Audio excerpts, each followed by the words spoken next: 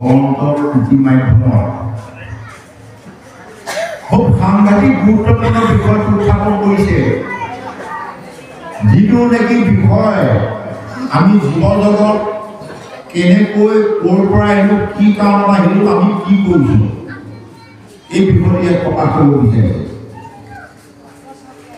তৃতীয় স্কন্ধত অনাদি পাতলত প্ৰকাশ কৰিছে, নাহিকে জল নাহিকে ফল নাহিকে ৰবিৰ প্ৰকাশ অকলখানে থাকিব পৰিপূৰ্ণতা।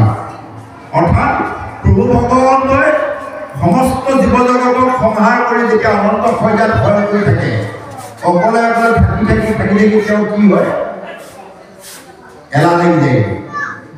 অকলে অকলে কিমান থাকিব হয় বুলি যেতিয়া নেকি এলাহ লাগি যায়, তেতিয়া নিজৰ শৰীৰৰ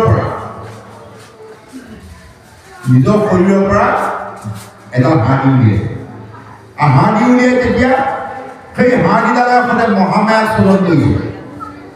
আৰু সেই মহামায়া আৰু ভগৱন্ত প্ৰভু মিলনত তিনি তত্ত্ব, এই প্ৰথম পুৰুষ মহত্ব কুমাৰ জন্ম হৈছে। মহামায়া আৰু ভগৱন্ত মিলনত প্ৰথম পুৰুষ মহত্ব কুমাৰ বুলি কয়। পাৰ্থক্য আছে প্ৰভুসকল মন কৰিব, প্ৰথম পুৰুষ আৰু পৰম পুৰুষ। পৰম পুৰুষ বুলি ক'লে একমাত্ৰ প্ৰভু ভগৱন্ত, প্ৰথম পুৰুষ বুলি ক'লে শৰীৰত যিটো নেকি মহন্ত কুমাৰ মহামায়াৰ পৰা জন্ম হৈছে।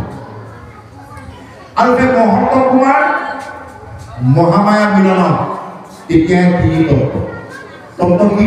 সত ৰজ তম। এই তিনি তত্ত্বক আশ্ৰয় কৰি যেতিয়া দায়িত্ববিলাক হয়, সত গুণে বিষ্ণু, ৰজগুণে ব্ৰহ্মা, তমগুণে শিৱ। এই তিনিগুণীয়া মায়া। আৰু এই মায়া যেতিয়া নেকি ব্ৰহ্মাৰূপে স্বজন, বিষ্ণুৰূপে পালন, ৰুদ্ৰৰূপে কৰে সংহাৰ, এইটো দায়িত্ব।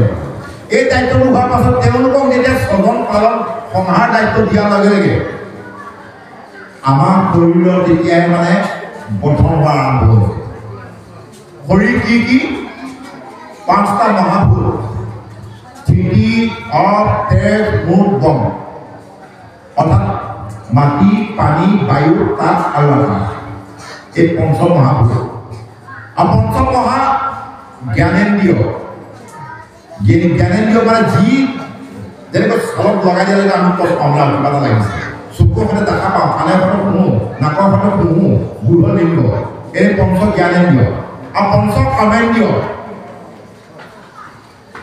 কৰ্মেন্দ্ৰিয় আৰু পঞ্চ তন্মা।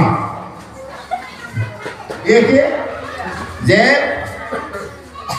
ইটো নানা বিধ সৃষ্টি কৰি জগতৰ আপুনি পহিয়া প্ৰভু তাৰ অভ্যন্তৰ। 24 তত্ত্বৰ সদায় আমাৰ দেহটো গঠন হ'ল, কিন্তু কামত নাই, জ্বৰ চৰু লছ কৰিব নোৱাৰে, কাম নাই, চেতন নাই। যেতিয়া নেকি আকৌ পুনৰ এই তিনি তত্ত্ব ব্ৰহ্মা বিষ্ণু মহেশ্বৰে দেখিলে যে সৰ্বনাশ হ'ল, আমি স্বজন কৰিলোঁ, এতিয়া দেখোন দুডাল জ্বৰ হৈ পৰি থাকে, কাম নাই। অৰ্থাৎ গাড়ীখন বনাল, ইঞ্জিনটো নাই, এতিয়া ইঞ্জিন নহ'লে ক'ৰপৰা চলিব কি? ইঞ্জিনটো কোনটো? সেইটো ইঞ্জিন। তাৰমানে সমস্ত জীৱ জগতৰ ইঞ্জিন সেইটো। এই ইঞ্জিনটোৱে আকৌ কি কৰিছে, আহি আমাৰ এই সমস্ত জীৱ জগতৰ অন্তৰাত্মাক ঠাই লৈছে। আৰু ঠাই লোৱাতে তেতিয়া আমি সজিব পাইছোঁ। সেইখিনি কথাকে বসুদেৱ আৰু দৈৱকী তুতি মাধ্যমেৰে প্ৰকাশ কৰিছে সুন্দৰভাৱে। য'তে কম 24 তত্ত্ব সৃষ্টি নিদান, জীৱা শক্তি কৰে হ'ব জগত নিৰ্মাণ। 24 তত্ত্ব হ'লেও তোমাৰ শক্তি অবিহনে একো কৰিব নোৱাৰে বুলি বসুদেৱ আৰু দৈৱকী মাধ্যমত ভাগৱতত প্ৰকাশ কৰিছে। এই কথাখিনিকে ভূদেৱে পৰীক্ষিতৰ আগত প্ৰকাশ কৰিছে। আৰু আজি ভাগৱতে আমাৰ মাজত প্ৰকাশ কৰি আছে। এতিয়া আমি আজি কিবা এটা কৰিলে আমি কওঁ যে মই ব্যাখ্যা কৰিছোঁ, প্ৰভুজনে ক'ব যে মই পাঠ কৰিছোঁ, কোনোবাই কিবা এটা কৰিলে মই কৰিছোঁ। আৰে ভাই, কি কাম আছে আমাৰ, কি খাদ্য আছে? তেওঁ যদি অন্তত থকা যদি একো নকৰে, আমি কোনোবা পাওঁ না চেলৰি কৰি ৰাম নামে আমাৰ একো কাম নাই।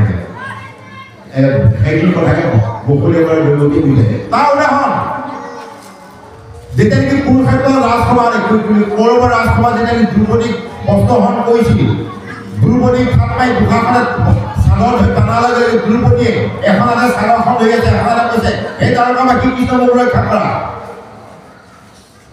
যে ভগৱান আহিলে দ্বাৰকাবাসী কৃষ্ণ বুলি কৈছে এখন হাতে চাদৰখন ধৰি আছে লক্ষীয়ে কৈছে হেৰা তোমাৰ ভকতে মাতি আছে তুমি নেযোৱা কিয় কৃষ্ণ কৈছে ৰবা কেনেকে যাওঁ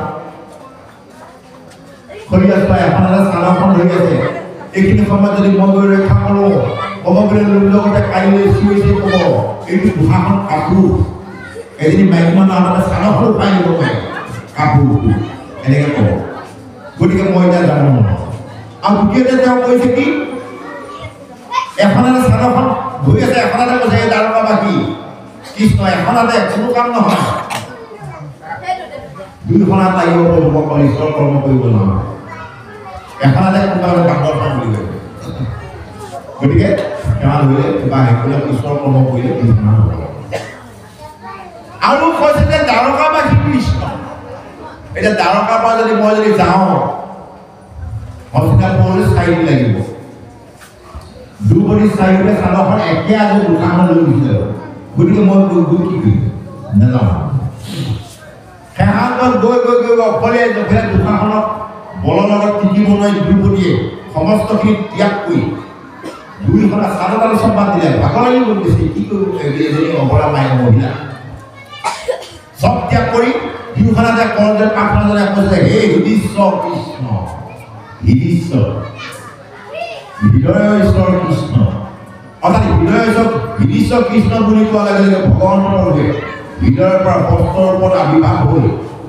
দ্ৰৌপদীক লাজ নিবাৰণ কৰি অৰ্থাৎ দুখাখনত টানি টানি চাদৰ টানি ভাগৰি গ'ল শুই গ'ল চাদৰ শেষ কৰি ঠিক তেনেকৈ এয়া হ'ল বাক্য ব্ৰহ্ম অদৃশ্য ব্ৰহ্ম বাক্য এতিয়া উদাহৰণ হিচাপে চাওক বাক্য ক'ৰপৰা কৰি লৈ লাগিব আমাৰ কাহিনীখনত থকা চাউল সিজা পিঠা কি বুলি কয় কাহিনীখনত থকালৈকে চৌটোত থকালৈকে কি বুলি কয় লক্ষী বুলি কয় হয়নে লক্ষী আৰাধি কৰিব নাপায় লক্ষী সন্মান কৰি লক্ষী এইটো সেইটো সেইটো আপুনি যদি দুটা ভাত যদি দুটা চাউল সিজোৱা যদি কাহিনীখনত লৈ গ'ল বা দুটামান যদি পৰিল তেতিয়া কি বুলি ক'ব সেইটো চোৱাখন অঁতাই বুলি ক'ব হয়নে বাৰু অকণমান আগত লক্ষী আছিলে তাৰপিছতে কি বুলি ক'লে চোৱা চাওক বাক্য ব্ৰহ্ম বাক্যখনে কি বস্তু ক'ৰ পৰা ক'লৈ লৈ আছে ঠিক তেনেকৈ আমিও ভগৱানক পুথি কৰিব জানে বা দ্ৰৌপদীও কেনেকৈ ৰক্ষা পাইছে বাক্য সংযত হোৱা মানে বাক্য সংযত হোৱাটো খুবেই প্ৰয়োজন